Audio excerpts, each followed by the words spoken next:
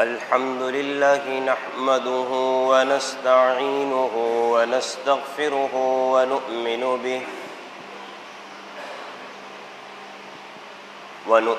به ونتوكل عليه ونعوذ بالله من شرور أنفسنا ومن سيئات أعمالنا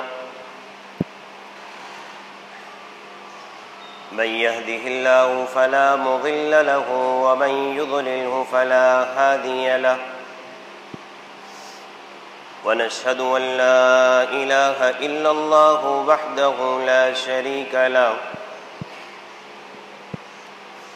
ونشهد أن سيدنا ومولانا محمدا عبده ورسوله أما بعد فأعوذ بالله من الشيطان الرجيم بسم الله الرحمن الرحيم لئن شكرتم لأزيدنكم ولئن كفرتم إن عذابي لشديد صدق الله العظيم ونحن على ذلك لمن الشاهدين والشاكرين والحمد لله رب العالمين.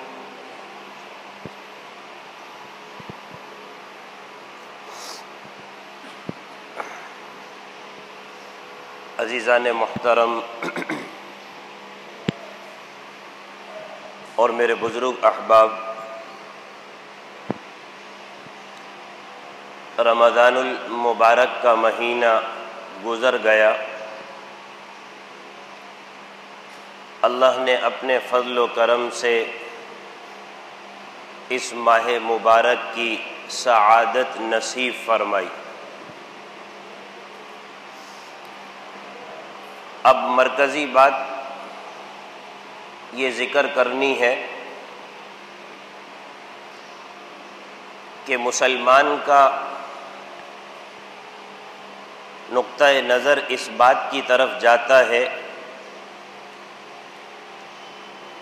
کہ رمضان کے بعد کی زندگی کیسے گزارے. یہاں پر ایک بات ذہن میں یہ انسان کے آتی ہے جس سے انسان اگلے اعمال میں کمزور بھی پڑ جاتا ہے.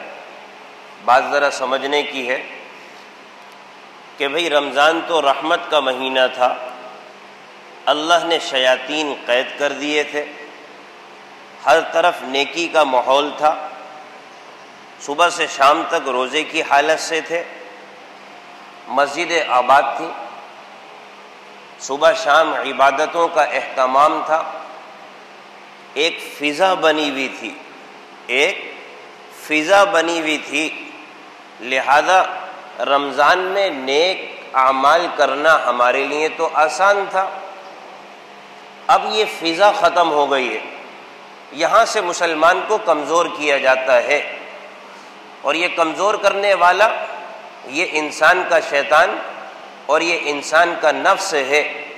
یہ انسان کے حوصلے کمزور کرتا ہے، اس کے حوصلوں کو پست کرتا ہے.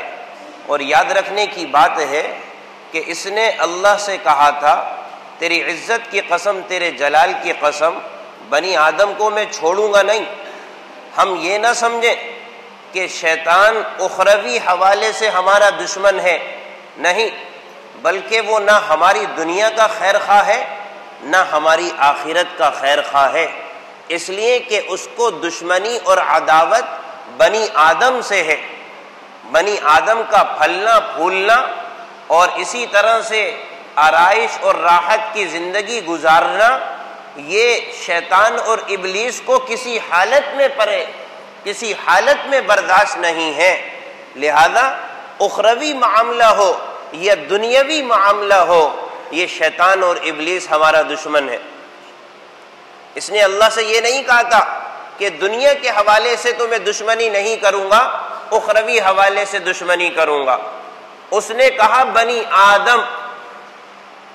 آدم بطریق اولا وہ بنی آدم جو اللہ کا فرما بردار ہے، اللہ کے اوپر ایمان لے کر آ گیا، اب تو وہ نہ اس کی دنیا کا خیر خواہ ہے نہ آخرت کا خیر خواہ ہے.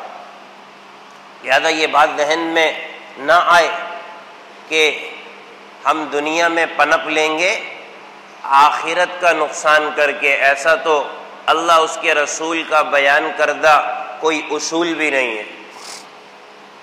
آخرت کو برباد کر کے دنیا میں پنپ لیں گے، دنیا میں راحت اور سکون حاصل کر لیں گے، یہ تو اللہ کے ہاں ضابطہ ہے ہی نہیں۔ اس پر تو بہت بات ہو چکی ہے، اللہ سمجھ کی توفیق نصیب فرمائے کہ آخرت کو بگاڑ کر مسلمان دنیا میں راحت اور سکون نہیں پا سکتا، اس لیے کہ ہمارا ایمان اور یقین ہے یہ راحت اور سکون کی جو دولت ہے نا، یہ اللہ کے قبضہ قدرت میں ہے۔ اللہ نے اس کو نہ مال میں رکھا ہے، نہ دنیا میں رکھا ہے، نہ دنیا کے عیش و عشرت میں رکھا ہے۔ میرے عزیزو، لمبی چوڑی بات کرنے سے بہتر مختصر بات یہ سمجھ لیں، اگر سکون راحت یہ دنیا کے اندر مال میں منحصر ہوتی، مال میں پنہا ہوتی، مال میں پوشیدہ ہوتی، تو غریب کو کبھی سکون کی نیند نہ آتی۔ سمجھ رہے بات؟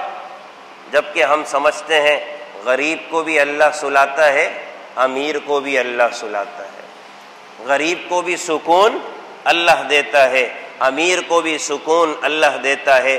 معلوم یہ ہوا یہ سکون کی دولت اللہ کے ہاتھ میں ہے، یہ مال اور متاع کے اوپر منحصر نہیں ہے۔ اللہ کسی کو سلانے پر آتا ہے، بوریے پر سلا دیتا ہے، اللہ کسی سے نیند کو چھین لیتا ہے تو ایسی میں رہتے ہوئے پوری رات اس کو جگا دیتا ہے۔ یہ تو ہم نے اپنا ذہن صاف کر لینا ہے بھائی، یہ راحت اور دولت سکون کی اللہ کے ہاتھ میں۔ اب مسلمان کا ذہن یہ جاتا ہے کہ بھئی یہ سارے اعمال کی ایک فضا تھی، اب یہ رمضان گزرا، اب آگے کی زندگی تو بھائی گزارنا مشکل ہے۔ سمجھ رہے بات؟ اب یہ انسان کو اس کے پرانے طور طریقے پر لا کر کمزور کرنے کی کوشش کرتا ہے کہ بھائی اب تو ماحول نہیں رہا، اب تو فضا نہیں رہی، اب تو حالات نہیں رہے، لہذا رمضان جیسی بات تھوڑی ہوگی۔ یہاں سے مسلمان کمزور پڑتا ہے، رمضان جیسی بات تھوڑی ہوگی، لہذا یہاں سے کمزور پڑنا شروع کرتا ہے۔ اور میرے عزیزو، یہ شیطان اور ابلیس انسان کو ایسا نہیں ہے کہ ایک دم جا کر اغوا کر لے، ایک دم جا کر گمراہ کر لے، درجہ بدرجہ گمراہی میں ڈالتا ہے، درجہ بدرجہ گمراہی میں ڈالتا ہے، آہستہ باہستہ، آہستہ باہستہ یہ گمراہی کی طرف جاتا ہے، گمراہی کی طرف جاتا ہے۔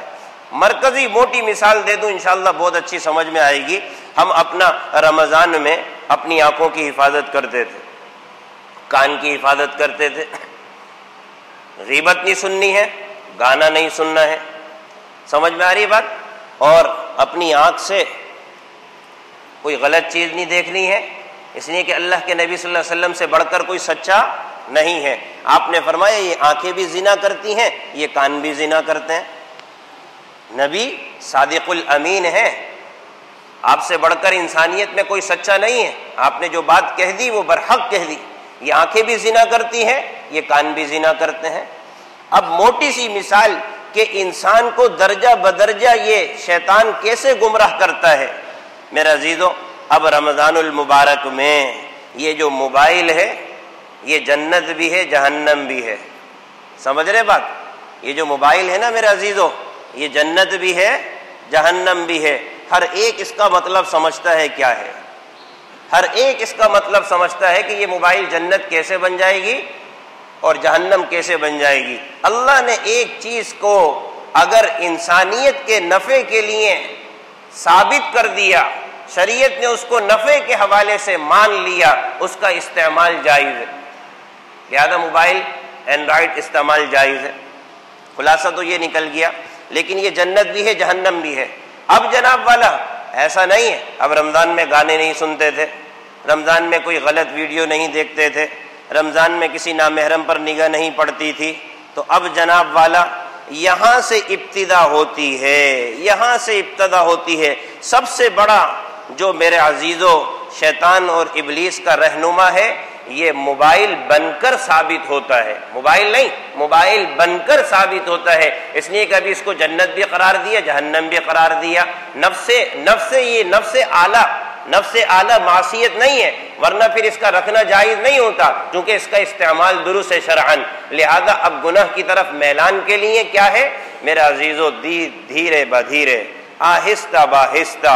اب میرا عزیزو آدمی مختلف اپلیکیشن میں داخل ہوتا رہتا ہے، مختلف ویب سائٹوں میں داخل ہوتا رہتا ہے۔ روزے کی حالت میں گناہ سے بچنا ہے، پہلے تو وہاں جاتا ہی نہیں تھا، پہلے تو وہاں دیکھتا ہی نہیں تھا، ان چیزوں کی طرف رغبت ہی نہیں تھی۔ اب کیا ہے، قاری صاحب کی تلاوت نکالی، نعت نکالی، مولانا صاحب کی تقریر نکالی، تو آپ کو تو معلوم ہے، اس لیے کہ شیطان اہدنا الصراط المستقیم میں اہدنا الصراط المستقیم میں روڑے ضرور اٹکائے گا۔ یہ اہدنا الصراط آسان نہیں ہے۔ اللہ کے نبی صلی اللہ علیہ وسلم نے بات سمجھنے کی ہے، اپنے زبان مبارک سے اہدنا الصراط المستقیم کے ساتھ ساتھ کچھ راستے بھی بیان کیے۔ آپ نے فرمایا دیکھو ایک راستہ یہ ہے، ایک راستہ یہ ہے، ایک راستہ یہ، یعنی کہ اہدنا الصراط المستقیم سے راستے ابلیس اور شیطان نکالتا ہے کہ اب یہ مسلمان اس راستے پہ چلے گا، ادھر چلا جائے، ادھر چلا جائے، ادھر چلا جائے۔ لیکن اللہ کے نبی صلی اللہ علیہ وسلم نے نشاندہی کی، یاد رکھو کہ جو سیدھا راستہ جا رہا ہے یہ صراط مستقیم کا راستہ ہے، یہ جنت کا راستہ ہے، اسی پر کامزن رہنا، اسی پر چلتے رہنا، کبھی گمراہ نہیں ہوگے۔ لہذا قرآن و سنت دے کے جا رہا ہوں، اس کو تھامے رکھنا، کبھی گمراہ نہیں ہوگے۔ تو میرے عزیزو اب یہاں پر ہم آتے ہیں، اب یہاں پر مرکزی نقطہ یہ ہے کہ انسان کو شیطان جو گمراہ کرتا ہے نا، بیک وقت نہیں کرتا، آہستہ با آہستہ۔ اس لیے کہ ابھی تو مسلمان یہ رمضان کی بنیاد پر تعمیر ہوا ہے نا بھائی، ابھی انسانیت کی تعمیر ہوئی ہے۔ پورا رمضان کا مہینہ جو اللہ کا مہمان تھا اس انسان کو بنا کر گیا ہے۔ یہ انسان سمجھتا تھا اللہ کیا ہے، اللہ کا ڈر کیا ہے، خوف کیا ہے، اطاعت کیا ہے، فرما برداری کیا ہے، چغلی کیا ہے، غیبت کیا ہے، جھوٹ کیا ہے۔ اس کو رمضان نے بنایا، اللہ کے مہمان نے اس انسان کو تیار کیا۔ تو میرا عزیزو اب ابلیس کے لیے ہلانا مشکل ہے، جو چیز کے بھاری ہوتی ہے اس کو آہستہ آہستہ دھکا دیا جاتا ہے، تب جا کر اس کے اوپر انسان حاوی اور قابو پاتا ہے۔ لہذا یہ ابلیس ہم سے زیادہ عقل رکھتا ہے، اب یہ کیا کرے گا، اس انسان کو دھیرے بدھیرے اس کی پرانی جو روش تھی اس پر لائے گا، ایک دم نہیں لائے گا، اس لیے کہ رمضان کے مہینے نے اس کو تیار کیا۔ مسلمان کہتے کسے ہیں، مسلمان ہوتا کیا ہے، مسلمان کی نگاہیں محفوظ ہوتی ہیں، کان محفوظ ہوتے ہیں، اللہ کو ناراض نہیں کرتا، اللہ کا ڈر اور خوف رکھ کے زندگی گزارتا ہے۔ رمضان نے اس کو تیار کیا۔ اب میرے عزیزو یہ اعلی کار ہے۔ اب جناب ہم نے کسی نعت کو کھولا، ہم نے کسی جناب والا کسی بیان کو کھولا، ہم نے تلاوت کو کھولا، تو میرے عزیزو ہمارے کو گمراہ کرنے میں جہاں پر شیاطین ہیں وہاں شیاطین کی اتباع کرنے والے ہیں۔ یا ایھا الذین آمنوا لا تتخذوا اليہود والنصارى اولیاء، کبھی ان کو اپنا دوست نہ سمجھنا، یہ تمہیں گمراہ کرنے کی سوچتے رہیں گے۔ لہذا انہوں نے ایک ایسی چیز کو ایجاد کر لیا جس کا نفع جائز ہے، جس کا استعمال جائز ہے، لیکن اہدنا الصراط المستقیم کے نام پر انہوں نے اطراف میں ایسی چیزیں لاگو کر دی ہیں۔ اب مسلمان اس میں بھٹکتا ہے، گمراہ ہوتا ہے۔ اب صورتحال کیا ہوتی ہے، جیسے ہی آپ نے جناب والا کسی قرات کی ویب سائٹ کھولی تو ایک ایسی پکچر آپ کے سامنے آ جائے گی، ایک ایسی ویڈیو سامنے آ جائے گی کہ ہلکا سا پہلی بار نگاہ اس کے اوپر جائے گی، پہلی بار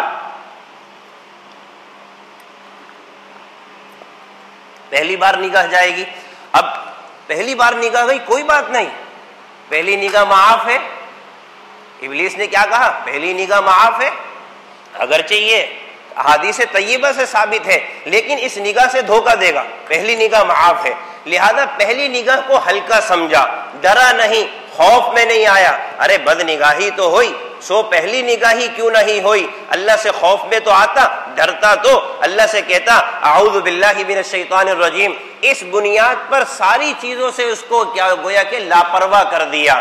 اب جناب والا لاپرواہ کیا، اب جو اگلی نگاہ پڑ رہی ہے تو میرا عزیزو جب پہلی نگاہ میں مستعد نہیں ہوا دوسری نگاہ کمزور پڑ گئی، دوسری نگاہ کمزور پڑ گئی. جب اگلی ویب سائٹ کھولی تو پھر تیسری جناب والا ویڈیو سامنے آئی اور تیسری جناب والا پکچر ایسی سامنے آئی جس کو دیکھنا گناہ کبیرہ ہے, گناہ کبیرہ ہے. قرآن کو تو مانتے ہیں نا, قل للمؤمنین یغضوا من ابصارہم وقل للمؤمنات یغضضن من ابصارہن. قرآن کہتا ہے یہ صوفیت نہیں سکھائی جا رہی, یہ جناب والا کوئی سجادہ نشینی نہیں سکھائی جا رہی, یہ قرآن سکھایا جا رہا ہے. وقل للمؤمنین یغضضن من ابصارہن, ایمان والوں سے کہو اپنی نگاہوں کو نیچے رکھو. یہ صوفیت نہیں ہے, یہ جناب والا کوئی سجادہ نشینی نہیں ہے, یہ رب کا کلام ہے. اپنی نگاہوں کو نیچے رکھنا, عورتیں ہوں یا مرد ہوں. میرے عزیزو, جب یہ نگاہیں کمزور پڑتی ہیں, جب نگاہیں کمزور پڑتی ہیں تو اللہ کے نبی صلی اللہ علیہ وسلم کا فرمان ہے, یہاں پر بھی صوفیت نہیں سکھائی جا رہی, سجادہ نشینی نہیں سکھائی جا رہی. آپ کا فرمان ہے نگاہ ابلیس کے تیروں میں سے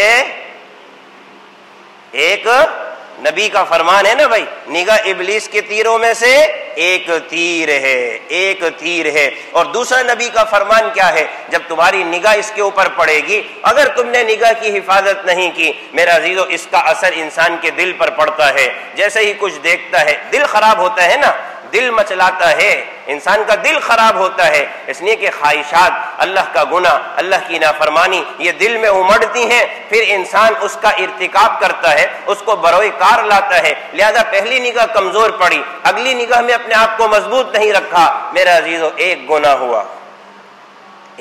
ہوا. اور نبی کا فرمان, قرآن و سنت تو سمجھے گے نا بھائی, قرآن و سنت تو سمجھیں گے نا. یہاں پر یہ نہ ہو کہ امام صاحب تصوف بیان کر رہے تھے, نہیں, قرآن و سنت, تصوف نام ہی قرآن و سنت کا ہے. یہاں پر مغالطہ یہی ہوتا ہے میرا عزیزو. بہرحال قرآن و سنت, نبی نے کیا فرمایا, جب تم گناہ کرتے ہو اس دل کے اوپر ایک دھبا لگتا ہے نہیں لگتا, اور اگر توبہ اور استغفار نہیں کیا تو یہ دھبا باقی رہتا ہے. پھر جناب والا گناہ کیا, پھر دھبا, پھر گناہ کیا, پھر دھبا. آپ نے فرمایا نا تمہارے اعضاء میں ایک سردار ہے, وہ کیا ہے, الا وہی القلب, وہ کیا ہے, وہ قلب ہے. اگر تمہارا قلب سدھر گیا تو تمہارے سارے جسم کے نکلنے والے اعمال سدھر جائیں گے. اگر تمہارا قلب بگڑ گیا تمہارے سارے اعمال بگڑ جائیں گے. لہذا جب ایک دھبا پڑتا ہے استغفار نہیں کرتا, دوسرا دھبا پڑتا ہے استغفار نہیں کرتا, یہ دل پورا کا پورا سیاہ ہو جاتا ہے. میرا عزیزو پھر حلال اور حرام کی تمیز یہاں سے ابتدا. اب یہ انسان کو گناہ کی طرف یہ مائل کرے گا میرا عزیزو آہستہ با آہستہ. لہذا اب یہاں پر انسان کمزور پڑتا ہے کہ میرا عزیزو رمضان تو چلے گئے, اب کیا کرنا ہے, اب تو وہ ماحول نہیں ہے. نہیں میرے عزیزو, اب آدمی اپنے آپ کو مضبوط کرے. اللہ نے ایک مہینہ سمجھایا نا, ایک مہینہ مہمان آیا سمجھا کر گیا نا, اللہ کی طرف سے خاص مہمان آیا. اس لیے کہ رمضان شہر اللہ, رمضان کس کا مہینہ ہے, اللہ کا مہینہ ہے. لہذا وہ ہمیں آیا, بتلا کر گیا, ہمارا بھولا ہوا سبق ہمیں یاد دلا کر گیا نا میرا عزیزو. اس لیے کہ مسلمان سچا, صادق, امین, امانت دار, کسی کو دیانت دار, کوئی جھوٹ, یہ ہماری ساری زندگی کا اس نے نقشہ کھینچا. اب وہ چلا گیا. اب اللہ کہتا ہے میرے بندے اب آگے تو نے پہل کرنی ہے.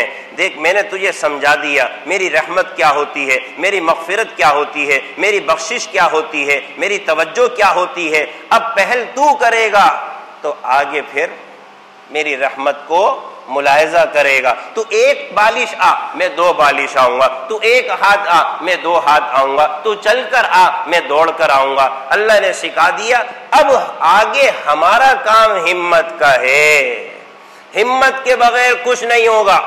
ہمیشہ ذہن میں رکھیں, آپ امام صاحب سے بڑے بڑے وظائف پوچھ لیں, آپ بڑے بڑے عملیات پوچھ لیں, ہمت کے بغیر کچھ نہیں ہوگا. ہمت مردہ مدد خدا.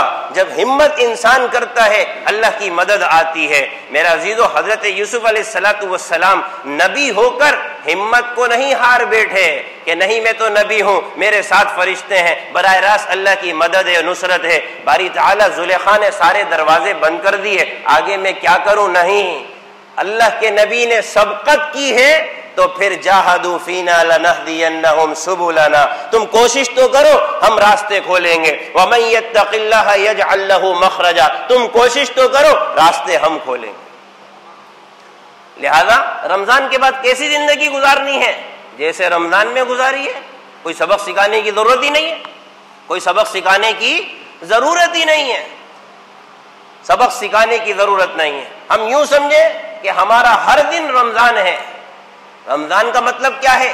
رمضان میں جھوٹ نہیں بولتے تھے، دھوکہ نہیں دیتے، امانت میں خیانت نہیں کرتے، جھگڑا نہیں کرتے تھے، گالم گلوچ نہیں کرتے تھے، فحش بات نہیں کرتے تھے، جہالت کی بات نہیں کرتے تھے، بد نظری نہیں کرتے تھے، زبان کی حفاظت کرتے تھے، کانوں کی حفاظت کرتے تھے، کسی سے جھگڑا نہیں کرتے تھے، نماز اہتمام سے پڑھتے تھے. یہی بات کی زندگی. رمضان میں ہم مسلمان تھے، کیا بعد مسلمان نہیں ہیں؟ اللہ نہ کرے. جو ہم رمضان میں تھے وہی بعد میں. بھائی اس ابلیس کو بتا دیا جائے، اس شیطان کو بتا دیا جائے، اس نفس کو بتا دیا جائے ہم جیسے رمضان میں تھے ایسے ہی بعد میں ہوں گے. ہم سے سوال ہی نہ کیا جائے کہ رمضان کے بعد کیسے زندگی گزارو گے، ارے ویسے ہی گزاریں گے جیسے رمضان گزارا ہے. بس اس پر تہیا، اس پر تہیا. اللہ سے مدد، یا اللہ میری مدد فرما، یا اللہ مجھے ہمت نصیب فرما، یا اللہ نفس و شیطان کے مکر اور فریب سے میری حفاظت فرما. اور اللہ کے نبی نے نسخہ دے دیا نا، نسخہ دے دیا. کیا نسخہ دے دیا؟ جب نیک کام کرنا شروع کرتے ہو نا، وَإِمَّا يَنزَغَنَّكَ مِنَ الشَّيْطَانِ نَزْغٌ، جب تم نیک کام کرنے کے لیے آتے ہو نا تو یہ تمہیں کچھوکا لگاتا ہے. قرآن کہہ رہا ہے بھائی. کون کہہ رہا ہے؟ قرآن کہہ رہا ہے. کوئی صوفیت نہیں سکھائی جا رہی، سمجھ میں آ رہی ہے بات؟ تصوف نہیں سکھایا جا رہا، قرآن کہہ رہا ہے وَإِمَّا يَنزَغَنَّكَ مِنَ الشَّيْطَانِ. ارے پیچھے آپ اس کے پیچھے چلے جائیں، آیتوں میں نیک کام بیان کیے گئے. خُذِ الْعَفْوَ وَأْمُرْ بِالْعُرْفِ وَأَعْرِضْ عَنِ الْجَاهِلِينَ. یہ نیکی بیان کیے. پھر اللہ جانتا ہے میرے بندے کمزور ہیں، میرے بندے ناتواں ہیں، ان کو میں نے کمزور پیدا کیا ہے. تو اللہ تعالیٰ نعوذ باللہ ظلم کرنے والا نہیں، انسان کو کمزور بنا کے اللہ نے تریاق دیا ہے. جہاں یہ تمہارا دشمن، جہاں میرا دشمن، جہاں تمہاری ذات کا دشمن تمہارے کو تنگ کرنا شروع کر دے، فاستعذ باللہ، کس کی پناہ میں آؤ؟ یا اللہ اپنی آغوش میں لے لیجئے، یا اللہ اپنی رحمت میں لے لیجئے، یا اللہ میری حفاظت فرما لیجئے. فاستعذ باللہ، اللہ کی پناہ کا سوال کرو. باری تعالی ہم ایسے ہی چاہتے ہیں جیسے رمضان میں زندگی گزارے. آپ کی مدد کے بغیر کچھ نہیں ہو سکتا، آپ کی توفیق کے بغیر کچھ نہیں ہو سکتا. باری تعالی میں نے ہمت کی ہے، ارادہ کیا ہے، نیت کی ہے. باری تعالی یہ میرا دشمن ہے، نفس و شیطان، یہ مجھے پریشان کر رہا ہے. تو اللہ نے قرآن میں کہہ دیا فاستعذ باللہ، میرے بندے جب تم میرے پاس آؤ گے نا یہ ابلیس تمہارے کو چھیڑے گا تو تم پریشان نہیں ہونا. رب کی رحمت بڑی وسیع ہے، رب کی پناہ بڑی وسیع ہے. لہذا فوراً کیا کرنا؟ اعوذ باللہ من الشیطان الرجیم. باری تعالیٰ اس شیطان مردود سے میری حفاظت فرما، اپنی پناہ نصیب فرما، اپنی پناہ نصیب فرما. اور پھر کیا ہے؟ غلطی ہو جائے گی، ایسی بات نہیں ہے کہ یہ کہا جا رہا ہے کہ انسان معصوم ہے. معصوم انبیاء کی ذات ہے، معصوم انبیاء کی ذات ہے. ہم سے گناہ ہو سکتا ہے، انسان ہے، گناہ کا ارادہ نہ ہو، گناہ کی نیت نہ ہو، لیکن راستے میں جب یہ پتھر اٹکاتا ہے، روڑے اٹکاتا ہے، انسان لڑکھڑا جاتا ہے. لیکن جو میدان کے شہ سوار ہوتے ہیں نا وہ اپنے آپ کو گرے پڑے رہنے نہیں دیتے، بلکہ ہتھیار اٹھا کر گھوڑے کی پشت پر دوبارہ سوار ہو جاتے ہیں. یہ زندگی بھر کی جنگ ہے، کبھی وہ ہمیں لڑکا دے گا، کبھی ہم اس کو لڑکا دیں گے. لیکن طاقت اللہ نے مومن کو نصیب کی ہے. مومن طاقتور ہے، اس لیے کہ مومن کے پاس اللہ کی مدد و نصرت ہے، مومن کے پاس نبی کے اعمال ہیں. اگر یہ نبی کے اعمال قرآن و سنت کو تھامے گا تو نبی سے فرمان سے بڑھ کر کوئی سچا فرمان نہیں ہے. آپ نے فرمایا کبھی گمراہ نہیں ہوگے. معلوم یہ ہوا کہ تم مسلمان ہو، اگر مومن ہو تو شیطان اور مردود سے تم ہار نہیں سکتے اگر قرآن و سنت کو تھام لو گے، قرآن و سنت کو تھام لو گے. لہذا گناہ ہو سکتا ہے، گناہ ہو سکتا ہے، لیکن ہم کمزور نہیں ہیں. یاد رکھنے کی بات ہے، ابلیس ہم پر ایسا حاوی نہیں ہے کہ ہمارا ہاتھ گھسیٹ کر ہمیں جناب والا کسی بری جگہ پر لے جائے. کبھی ایسا ہوا کہ ابلیس نے ہاتھ پکڑا، چل بھائی سینما ہال چل؟ ایسی بات نہیں، کبھی ایسا واقع نہیں ہوا. یعنی کہ اس مومن کو قرآن و سنت کی وجہ سے اللہ نے مضبوط کر دیا ہے ابلیس اور شیاطین پر. لیکن جب جبکہ نبی نے کہا جیسے تم اپنے دانتوں سے کسی چیز کو جبڑوں سے مضبوط پکڑتے ہو ایسے دبا کر، آپ نے فرمایا میں قرآن اور سنت چھوڑ کے جا رہا ہوں، اس کو ایسے دبا کر پکڑو، کبھی گمراہ نہیں ہوگے۔ بات سمجھتے ہیں؟ کبھی گمراہ نہیں ہوگے۔ پھر بھی انسان ہے، غلطی انسان سے ہو جاتی ہے، غلطی انسان سے ہو جاتی ہے، گناہ ہو سکتا ہے، گناہ ہو سکتا ہے، لیکن اللہ نے یہاں پر بھی ہمیں اکیلا نہیں چھوڑا، اس لیے کہ اللہ سب کچھ جانتا ہے، جانتا تھا، جانتا رہے گا، عالم الغیب ہے، علام الغیوب ہے۔ اس نے کہا تھا تیری عزت کی قسم، تیرے جلال کی قسم، جب تک کہ بنی آدم کی جان میں جان رہے گی ان کو گمراہ کرتا رہوں گا۔ اللہ نے کہا کہ جب تک کہ استغفار کرتے رہیں گے معاف کرتا رہوں گا۔ سمجھ رہے بات؟ گناہ ہو سکتا ہے لیکن فوراً اللہ کی بارگاہ میں استغفار۔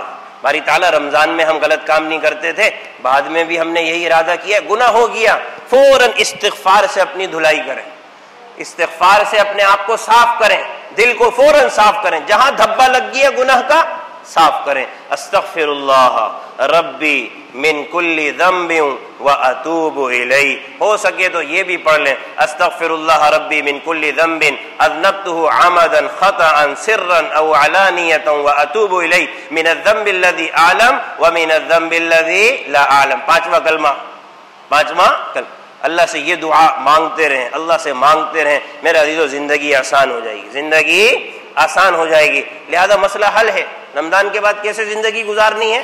جیسے رمضان میں گزاری ہے۔ یہ کوئی موضوع ہے؟ یہ کوئی موضوع ہے؟ مسلمان کو جناب والا سمجھانے کی ضرورت نہیں، اللہ نے رمضان میں بہت سمجھایا ہے۔ اب ہم نے نمازی بن کے زندگی گزارنی ہے، نماز نہیں چھوڑنی میرے عزیزو، یاد دہانی کے طور پر عرض کر رہا ہوں، نماز نہیں چھوڑنی۔ جہاں حالات آئے، قرآن نے کیا کہا؟ یا ایھا الذین آمنوا استعینوا بالصبر والصلاۃ۔ جہاں پریشانی آئے نماز، جہاں پریشانی آئے نماز نہیں چھوڑنی میرے عزیزو۔ دوسرا کام کیا ہے؟ نماز نہ چھوڑنے کے ساتھ ساتھ میرے عزیزو اللہ کی بارگاہ میں استغفار کا اہتمام ہے، اللہ کی بارگاہ میں استغفار کا اہتمام ہے کہ باری تعالی معافی چاہتے، استغفار کا اہتمام آدمی کرتا رہے۔ یہ نہ سمجھے کہ گناہ نہیں ہوا تو استغفار بھی نہیں، اللہ کے نبی صلی اللہ علیہ وسلم نے اس کی تعلیم نہیں دی، آپ گناہوں سے محفوظ تھے، امت کو پھر بھی تعلیم دے رہے ہیں، دیکھو میں دن میں 70 مرتبہ استغفار کرتا ہوں، تم بھی کرتے رہنا۔ دوسرا کام کیا ہے؟ استغفار ہے۔ تیسرا کام کرنے کا کیا ہے؟ قرآن کی تلاوت۔ اللہ سے باتیں رہیں گی نا، اللہ سے ہم کلامی رہے گی نا، تو دل کی صفائی رہے گی، اعمال کی طرف مضبوطی رہے گی، قرآن کی روحانیت، قرآن کی نورانیت یہ ہمارے اندر منتقل ہوتی رہے گی۔ کہتے ہیں نا کہ جناب والا انسان کے جسم کو جہاں پر غذا کی ضرورت ہوتی ہے نا، وہاں پر اس انسان کی روح کو بھی غذا کی ضرورت ہے۔ اس کی روح کی غذا کیا ہے؟ اللہ اس کے رسول کی فرما برداری، بات ختم۔ اللہ اس کے رسول کی فرما برداری یہ اس کی روح کی غذا ہے۔ میرے عزیزو جب روح کو غذا نہیں دیں گے یہ کمزور پڑ جائے گی، پھر اس پر شیطان کا حملہ ہوگا، لہذا رمضان والی زندگی پھر کھو جائے گی، رمضان والی زندگی کھو جائے گی۔ لہذا اللہ کی بارگاہ میں قرآن کی تلاوت دیکھ کر آدمی پڑھے، دیکھ کر قرآن کے الفاظ کی طرف توجہ کرے، رب کی ذات سے نکلا ہوا کلام ہے۔ الحمدللہ رب العالمین، یہ رب نے کہا۔ یہ کس نے کہا؟ رب نے کہا بواسطہ سیدنا جبریل، محمد الرسول اللہ صلی اللہ علیہ وسلم، صحابہ، پھر ہم تک پہنچا۔ رب کی ذات سے نکلا ہوا کلام ہے، اس کو دیکھ کے پڑھنا بھی برکات سے خالی نہیں ہے، لہذا اس بات کا اہتمام کریں قرآن۔ اور ایک آخری عمل کیا ہے؟ درود شریف پڑھنے کا اہتمام کریں۔ من صلی علیہ واحدۃ صلی اللہ علیہ عشرہ۔ اگر ہم چاہتے ہیں نا سراپا رحمت کی زندگی گزاریں، سراپا رحمت کی زندگی گزاریں میرا عزیزو، اگر ہو سکے ہر گھنٹے میں میرا عزیزو 10 سے 15 مرتبہ درود شریف پڑھ لیا کریں۔ اللہ کے نبی کا کیا فرمان ہے؟ جو آدمی میرے اوپر 1 مرتبہ درود پڑھے گا اللہ اس پر 10 رحمتیں نازل فرمائیں گے۔ اگر ہم چاہتے ہیں نا یہی رحمت کی زندگی گزارتے رہیں، نبی پاک صلی اللہ علیہ وسلم پر کثرت سے درود پڑھنے کا اہتمام کریں۔ لہذا اب یوں سمجھ لیا جائے ہم سراپا اللہ کی رحمت میں آ جائیں گے۔ ہر ایک چاہتا ہے نا میں رحمت کی زندگی گزاروں۔ رمضان رحمت نہیں ہے صرف، اللہ کے آگے اگر ہم فرما برداری اطاعت گزاری پر آ جائیں تو سارا سال رحمت ہی رحمت ثابت ہو جائے گا۔ لہذا بعد کی زندگی میں یہ نبی اکرم صلی اللہ علیہ وسلم پر درود پڑھنے کا اہتمام ہو۔ ایک ہے نماز، ایک ہے نماز۔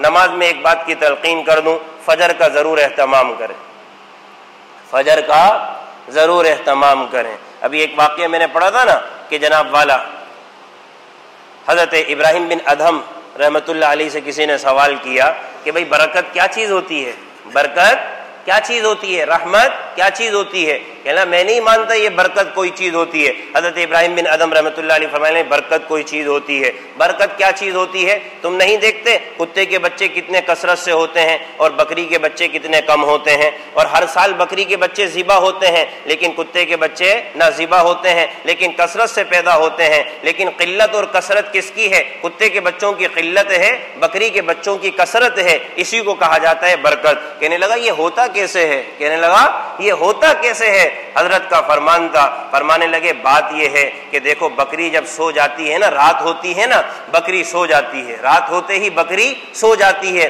فجر ہوتے ہی بکری اڑ جاتی ہے، اور کتا جو ہے نا رات بھر بھونکتا رہتا ہے، فجر ہوتے ہی سو جاتا ہے۔ اور فرمانے لگے کہ یاد رکھو کہ عشاء کے بعد سوتے ہی فجر کے وقت اٹھنا یہ برکت اور رحمت کا وقت ہے۔ لہذا بکری اللہ کے فضل سے رحمت اور برکت پاتی ہے، لہذا اس کی اولاد میں برکت ہے، اس کی کثرت ہے، اس لیے کہ یہ رحمت اور برکت والے وقت میں بیدار ہو جاتی ہے، اور کتا رات بھر بھونکتا رہتا ہے اور صبح سو جاتا ہے، لہذا برکت اور رحمت سے محروم رہتا ہے۔ پھر ارشاد فرمانے لگے آج انسان کا حال یہی ہے، رات بھر فضولیات میں لگا رہتا ہے، اور میرے عزیزو جب رحمت کا وقت ہوتا ہے، جب برکت کا وقت ہوتا ہے، اس لیے کہ اللہ کے نبی کا فرمان ہے اللہ اپنی ذات اور شان کے اعتبار سے، اللہ اپنی ذات اور شان کے اعتبار سے جب رات کا آخر حصہ ہوتا ہے آسمان دنیا پر آ کر آواز لگاتا ہے، اپنی ذات اور اپنی شان کے اعتبار سے۔ ہم نہ جانے رب کی شان کیا ہے، کیسے آتا ہے، نبی کا فرمان ہے برحق ہے، اور پھر وہ آواز لگاتا ہے کوئی مانگنے والا ہے، کوئی دعا کرنے والا ہے، کوئی صدا لگانے والا جس کی بات کو سن لو، برکت کا وقت ہے۔ اللہ کے نبی صلی اللہ علیہ وسلم آخر وقت میں اٹھنے کا اہتمام فرماتے تھے، اور مسلمان ساری رات جاگ جاگ کر غفلت کی زندگی گزارتا ہے، اور جب برکت اور رحمت کا وقت آتا ہے تو سو جاتا ہے۔ تبھی نہ مال میں برکت، نہ جان میں برکت، نہ اہل و عیال میں برکت، نہ گھر کے اندر خیر و برکت، پریشانی ہی پریشانی۔ تو میرے عزیزو فجر کی نماز نہ چھوڑیں۔ لہذا ایک عمل نماز، دوسرا استغفار، تیسرا قرآن کریم کی تلاوت، چوتھا نبی اکرم صلی اللہ علیہ وسلم پر درود پڑھنے کا اہتمام کریں، اللہ سے مانگیں یا اللہ ہدایت والی زندگی نصیب فرما، یا اللہ ہدایت والی زندگی نصیب فرما۔ رات کو سونے سے پہلے 2 رکعت نماز نفل پڑھ کے اللہ سے ہدایت کا سوال کر کے سوئیں۔ باری تعالی صبح سے شام تک گھومتا پھرتا رہا، نہ معلوم کیسی زندگی گزری ہے، آپ سے توبہ اور استغفار کرتا ہوں، اگلے دن کے لیے سوال کرتا ہوں، باری تعالی ہدایت والا دن اگلا نصیب فرما۔